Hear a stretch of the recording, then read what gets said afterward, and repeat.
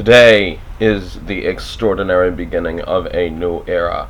My name is Jared, and at long last I will be unveiling one of my most efficient and enviable language learning techniques that I use to acquire vocabulary and fit Lord knows how many languages into my head. And here comes the entire process completely unfiltered. And feel free to go ahead and do this with other languages that you are learning right now or otherwise wish to maintain. So one thing to be aware of is the fact that all of the content on this page actually comes from Tqinged, which is located in the description of this video. Now, over the course of the past 8 episodes, I've been honing my pronunciation, but obviously sometimes it still may seem as though it needs work. However, one thing that I definitely do think I need to do is I really need to start inculcating vocabulary into my head, and in so doing, learn how to actually have a conversation. So if I encounter someone online, or better yet in person, who actually speaks this language, then I will be capable of showing up what is now 9 episodes of what doesn't really seem to be hard work. Okay, so the Jared Gimbel Dictionary, as shown here, is one of the greatest inventions known to mankind. Okay, maybe I was kidding about that. Or was I? Well, in any case, if you want to go ahead and shoot me down because I'm arrogant, go ahead and do it. Maybe I deserve it. Okay, so I have on this side of the page, I have the Palauan and the English translation, and then of course I will provide my memory device that I use to learn it. And so Ali meaning hello, so I would think, what exactly does Ali sound like in English? And apparently I couldn't help but think of a well-known character from an animated film, and so I'm afraid I'm going to just simply have to show you the sentence on the screen. Well, I guess I'll say it. So, say hello to Prince Ali, and no, I am not singing the song. Some things are not worth a copyright strike. Okay. Ungil tuto is good morning. So ungil is good. And so what does that resemble in English? It somewhat sounds like young Gil. And I would imagine, for example, maybe a pet fish. It has a young gill, and it is good. So ungil. So another thing to also help with memory techniques is usually choose nouns, so that way you can actually create little mental pictures of them. And so as a result, if I think ungil, how should I remember that? Good. And then I can effectively associate it with a fish. And that could actually just simply be a stock picture of a goldfish or well-known fish from a video game. I was totally not thinking of Kind from the Kirby games. And let's move on. Okay, tuto is morning. And so what does tuto resemble in English? I would imagine 2 towers.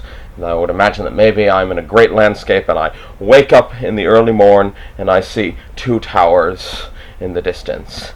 Yeehaw. Okay, so ungil tuto, good morning, like young Gil 2 towers, so ungil tuto. Okay, next up are the greetings at mid-morning. Ungil odo song, meaning greetings at mid-morning towards noon. And so I would imagine that perhaps there's a situation in which I'm working in the music industry, and somebody owes me a song at mid-morning, and like oda song sounds like the English words owed a song, and so I am owed a song at mid-morning. Ungil oda song. Okay, so we have ungil tuto and the ungil oda song, and chances are I'm not really going to forget either of these anytime soon. And then next up, ungil suelebe, good afternoon. Now, very interestingly, I had trouble actually encountering an English word that actually resembled elebe, but apparently it does resemble the French and or Swedish words. The Swedish word actually comes from the French, resembling a student, even though this word, which actually is pronounced differently in Swedish and in French, actually, how do I put it, they have other words meaning student in these 2 languages as well. So, suelebe, so I'd imagine Sue is my student in the afternoon. So, suelebe. Okay. So, ungil kapsenge means good evening. Okay, ungil kapsenge is good evening. What exactly does it resemble in English? Now, this one I had a little bit of some tough time with, and so during the evening I have a cup, and of wine, and I sing, hey, you want to join me? So, Cup sing a. Okay, ungud cup sing a means good evening, and I can imagine a record player, a wine glass. Hey, you want to come along? Go on right ahead. Okay, now next up, kuangarang is how are you? So I actually had to plow through the dictionary provided at the website in the description in order to actually word by word translate this sentence. So k is a U that is not emphatic. So in Palauan, one thing to keep in mind is that there are some pronouns that actually come with emphatic forms and others that come with not so emphatic forms. And so k would be a non-emphatic, and so as a result I needed a memory technique that actually emphasized something that maybe was not very emphatic or not very strong. So I'd imagine saying like, your name begins with a K-E, like Kelly or Carly or Carrie. I don't remember. I didn't know Carly was a name, very interestingly.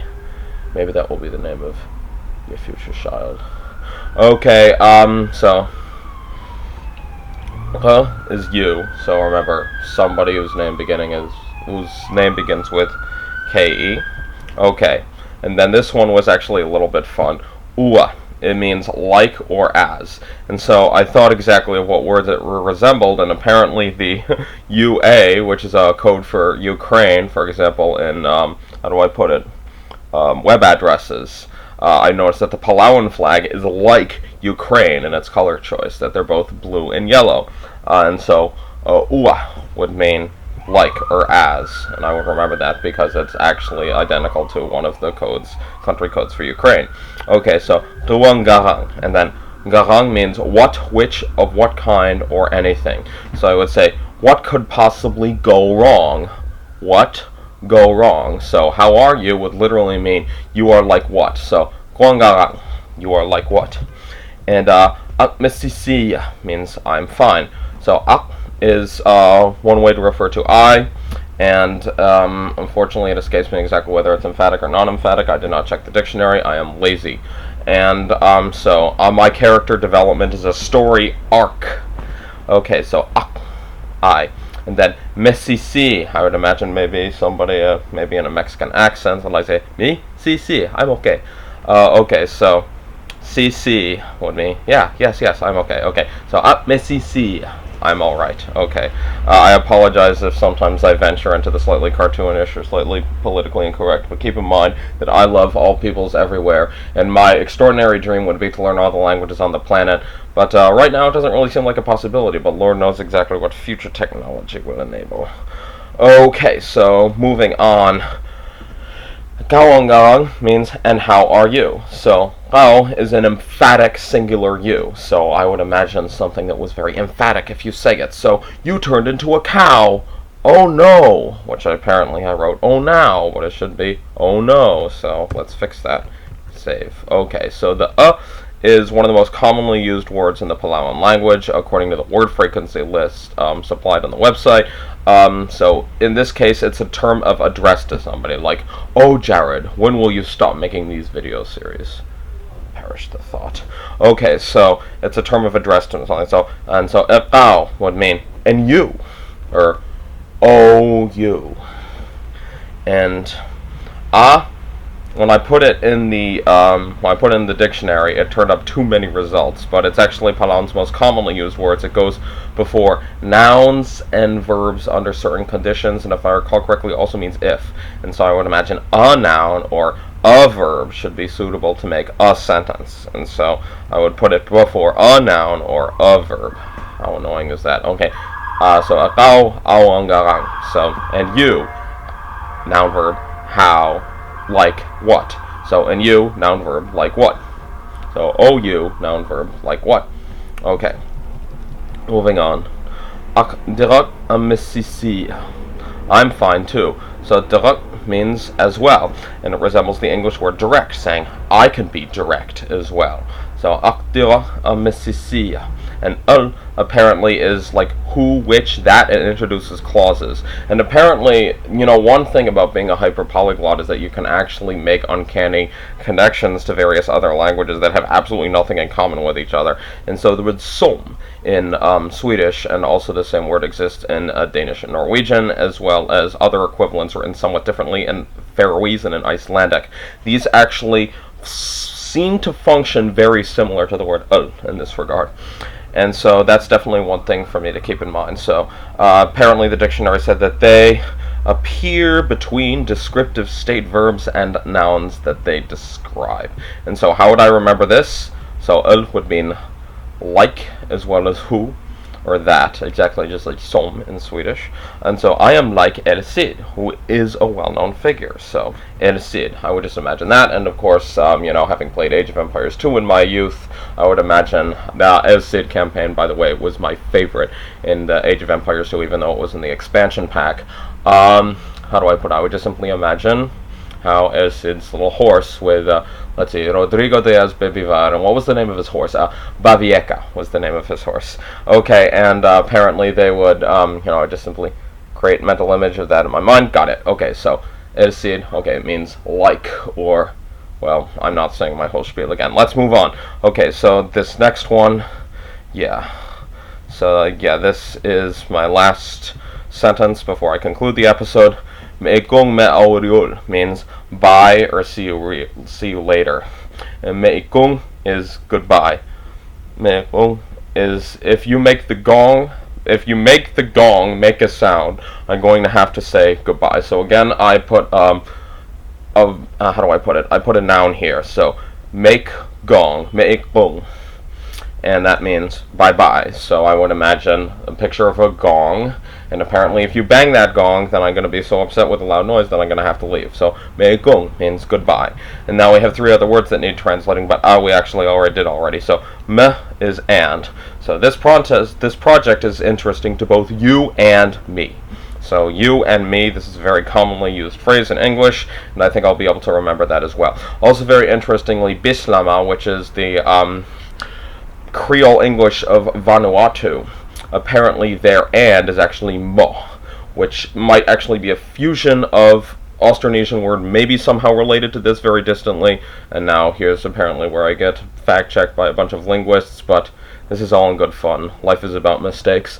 And of course between the English word more, so mo and me. Okay, by the way, yesterday was the National Day of Vanuatu, and I thought that just simply deserved mentioning. I wrote a post about Bislam on my blog. I will link to it in the description. Okay, so, and then last and certainly not least, before I leave you for the episode, Uriol means afterwards, later, and again, needed a noun, so we'll develop a reel of film later on. Okay, so Uriol means both afterwards and later. I think, like the Polish word, the później, means both afterwards and later. And so, Uriol, very well. Okay, so we'll develop a film later on. Okay, so I'm really looking forward to sharing a lot of this method with you. And until then, I'll just simply let you know, tonight I am Jewish. I'm not very religious all of the time, but tonight is actually Tisha B'Av, and as well as the following day is a day of sadness in the Jewish calendar, and so as a result, while I probably will be doing some things related to my language learning project, because I feel that is the right thing to do on a day that requires healing, I'm probably not going to be posting any episodes tomorrow. And so until then, I want to let you know, this is Jared, telling you that you can be a source of healing in the world far greater than you can possibly imagine. Have fun. Enjoy.